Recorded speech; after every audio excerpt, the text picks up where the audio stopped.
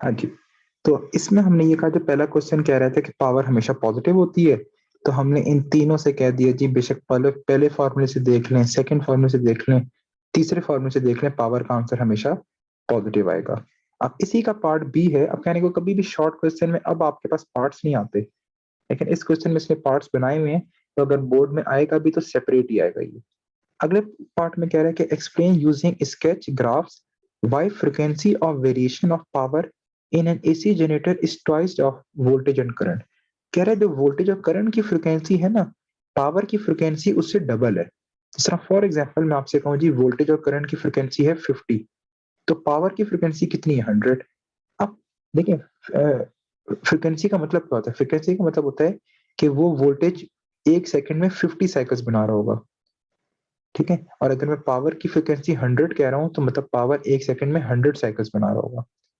अब अगर आप ग्राफ देखें, तो सबसे पहले ये वोल्टेज का ग्राफ बनाया, करंट का भी ग्राफ ऐसा ही होता है क्योंकि फेज डिफरेंस जीरो होता है, तो ये मैंने करंट का बनाया। अब अगर आप सबसे पहले जीरो से लेकर 90 देखें, सॉरी जीरो से लेकर 180, तो जीरो से 180 अगर आप देखो, तो वोल्टेज और करंट दोनों एक्सिस से ऊपर है। मतलब इस हिस्से में वोल्टेज भी पॉजिटिव है, करंट भी नेगेटिव है, सॉरी करंट भी पॉजिटिव है। अगर दोनों पॉजिटिव हैं तो पावर भी क्या होगी? पॉजिटिव होगी। तो पावर आपके पास इस तरह ऊपर की तरफ बनेगा, ठीक है। अब आप 180 से देखें 360, तो 180 से 360 में जो है वोल्टेज नेगेटिव है, करंट भी नेगेटिव है, तो पावर भी क्या आएगी? पावर आएगी पॉजिटिव। तो वो ग्राफ फिर ऊपर की तरफ बनेगा। इस तरह अगले हिस्से में भी ऊपर की तरफ बनेगा। तो अगर आप देखो, जीरो से लेकर 360 वोल्टेज और करंट का एक साइकिल बन रहा है, लेकिन पावर के अगर आप देखो तो पावर के ये दो साइकिल्स बन रहे हैं, ठीक है। तो मतलब ये कि जो पावर की फ्रीक्वेंसी है वो वोल्टेज और करंट के मुकाबले में क्या है? डबल है, ठीक है। तो वही कह रहे हैं कि frequency of variation in power in an AC generator is twice because in a complete cycle voltage and current complete two cycles, ठीक है। तो पावर जो है वो कितना है?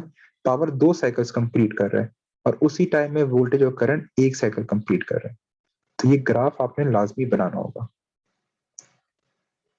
तो वही उसने सारी रीजन दी हुई है जो भी आपको मैंने समझाई।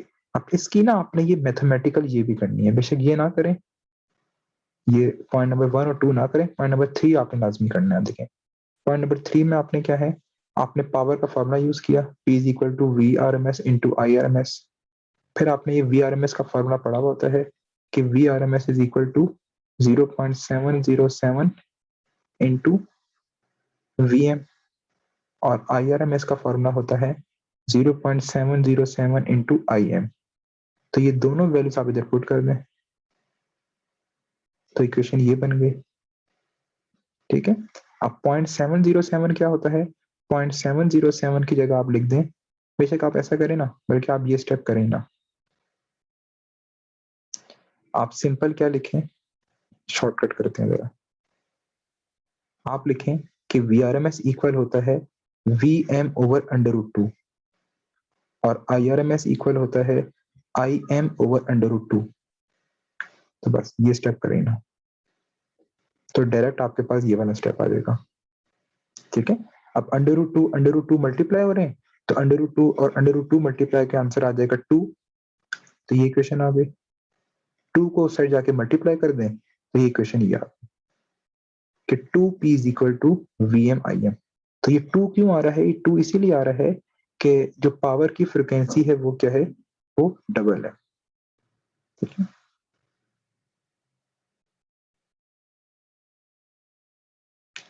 अच्छा, क्वेश्चन नंबर 5 भी इंपॉर्टेंट है। कह रहे what determines a gradient of a graph of inductive coil of inductive reactance against frequency. कह रहे देखें वो ग्रेडियंट आ गई, ग्रेडियंट मतलब स्लोप। कह रहा है अगर आप ग्राफ बनाए किसका? इंडक्टिव रिएक्टेंस, इंडक्टिव रिएक्टेंस मतलब एक्सएल अगेंस्ट फ्रीक्वेंसी। तो सबसे पहले ग्राफ बना लेते हैं। सबसे पहले देखते हैं ग्राफ होगा किस तरह का।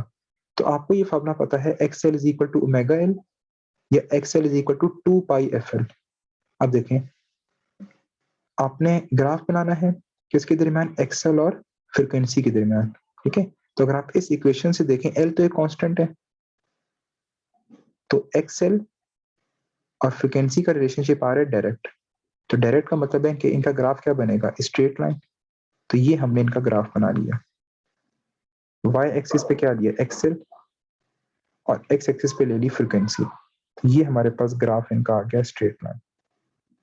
अब कह रहा है अगर आप इस ग्राफ का ग्रेडियंट निकालो, ग्रेडियंट मतलब स्लोप, तो वही हमने यूज किया।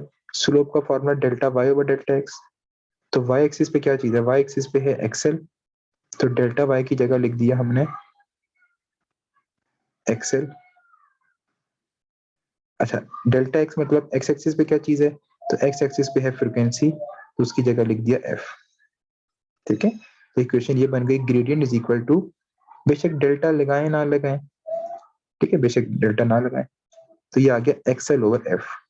ठीक है, अब आप एक्सएल की वैल्यू पुट कर दें। एक्सएल की वैल्यू होती है 2 पाई एफ एल, तो आपने एक्सएल की जगह क्या पुट कर दिया, 2 पाई एफ एल। ठीक है, तो देखें, अब डेल्टा ना लगाए, ये एफ और एफ क्या होगा, कैंसिल हो गए, बचा क्या, बचा 2 पाई एल। तो मतलब ये कि ग्रेडियंट की वैल्यू आपको क्या दे रही है, ग्रेडियंट की वैल्यू आपको देगी 2 पाई एल। तो ये उसमें क्वेश्चन में पूछा था कि व्हाट डिटरमाइंस अ ग्रेडियंट, तो ग्रेडियंट आपको क्या देगा, 2 पाई एल की वैल्यू दे देगा। क्वेश्चन नंबर 6 मोस्ट इंपॉर्टेंट, ठीक है, बहुत दफा बोर्ड में आया हुआ है। कह रहे how does doubling the frequency affect the inductor और कैपेसिटर, कि अगर आप फ्रीक्वेंसी को डबल करो तो इंडक्टिव रिएक्टेंस पे क्या फर्क पड़ेगा, मतलब एक्सएल पे, और कैपेसिटिव रिएक्टेंस मतलब एक्ससी पे क्या फर्क पड़ेगा। ठीक है, तो सबसे पहले आपने एक्सएल का फॉर्मूला लिखा, X L is equal to 2 pi F L. ठीक है, अब वो कह रहा है फ्रीक्वेंसी को डबल करना है, तो हमने नई फ्रीक्वेंसी को नाम दे दिया एफ प्राइम। तो F prime is equal to 2f, मतलब ये कि हमारी जो नई वाली फ्रीक्वेंसी है वो पुरानी वाली फ्रीक्वेंसी का डबल है। जब हम फ्रीक्वेंसी को डबल कर रहे हैं तो डेफिनेटली ऑब्वियस ही बात है हमारी इंडक्टिव रिएक्टेंस भी चेंज होगी।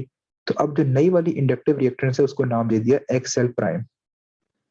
तो एक्सएल प्राइम की इक्वेशन क्या बनेगी, एक्सएल प्राइम की इक्वेशन ये बनेगी कि X L prime is equal to 2 pi F prime L. ठीक है, फिर आपने क्या किया, आपने एफ प्राइम की जगह पुट कर दिया 2f, तो आपके पास इक्वेशन ये आ गई। ठीक है, अब जो 2 आपने लगाया उस 2 को शुरू में ले जाए, तो ये इक्वेशन आ गई। अब अगर आप देखें अंदर लिखा हुआ है 2 पाई एफ एल, और ये 2 पाई एफ एल किसकी इक्वेशन है, ये 2 पाई एफ एल इक्वेशन है एक्सएल की। तो फाइनल इक्वेशन ये आ गई कि X L prime is equal to 2 X L. ठीक है, तो मतलब ये कि फ्रीक्वेंसी डबल होने से हमारी इंडक्टिव रिएक्टेंस भी जो है वो डबल हो गई, तो इंडक्टिव रिएक्टेंस बढ़ गई। यही सेम काम आपने करना है किसके लिए, कैपेसिटर के लिए। तो कैपेसिटर की आपने एक्सी यूज किया, ये पुराना वाला एक्सी है, नया वाला एक्सी क्या होगा, वो मैं इधर लिख रहा हूँ, X C prime is equal to 1/2 pi F prime C. तो यहाँ भी आपने वही यूज करना है कि नई वाली जो फ्रिक्वेंसी है वो पुराने वाली से डबल है। ठीक है, तो अब आपने अब एफ प्राइम की जगह क्या पुट कर दिया, एफ प्राइम की जगह आपने ये इक्वेशन पुट कर दी, 2 को शुरू में ले जाए तो ये इक्वेशन बन गई। अब अगर आप देखें तो ये 1/2 पाई एफ सी, ये क्या चीज है, ये असल में है एक्सी। तो इक्वेशन आ गई हमारे पास ये। तो मतलब ये, अब इधर 2 डिवाइड में आ रहा है, तो मतलब ये कि फ्रिक्वेंसी डबल करने से आपकी इंडक्टिव रिएक्टेंस जो है वो डिक्रीज कर जाएगी। तो बेशक आप इधर इसको लिख भी दो थ्योरी में कि ऑन डबलिंग फ्रिक्वेंसी,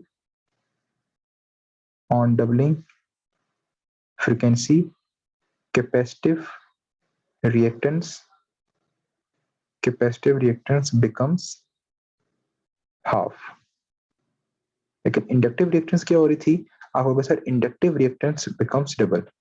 तो on doubling frequency inductive reactance becomes double.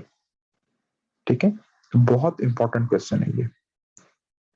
अगला कह रहा है if peak of sine wave is 1000 then find its effective value. Effective value का एक और नाम है V R M S value. तो आपने V R M S value निकालनी है, बहुत छोटा सा न्यूमेरिकल है।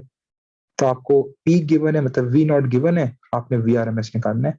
तो वी आर एम एस या इफेक्टिव वैल्यू का ये फॉर्मूला आपने याद रखना है। बस Vm की वैल्यू पुट कर दें तो ये आंसर आ जाएगा। छोटा सा न्यूमेरिकल है। और आखिरी में कह रहा है कि show that reactance is measured for both inductor and capacitor, कि इंडक्टर और कैपेसिटेंस की जो यूनिट है आपने क्वेश्चन थोड़ा सा मिसिंग है। Show that reactance is measured in ohms for both inductor and capacitor, कि कह रहा है प्रूव करें इंडक्टर और कैपेसिटर के लिए, दोनों के लिए जो हम रिएक्टेंस मेजर करते हैं उसकी यूनिट ओम्स होती है। तो सबसे पहले एक्सएल का फॉर्मूला यूज किया, X L is equal to 2 pi FL.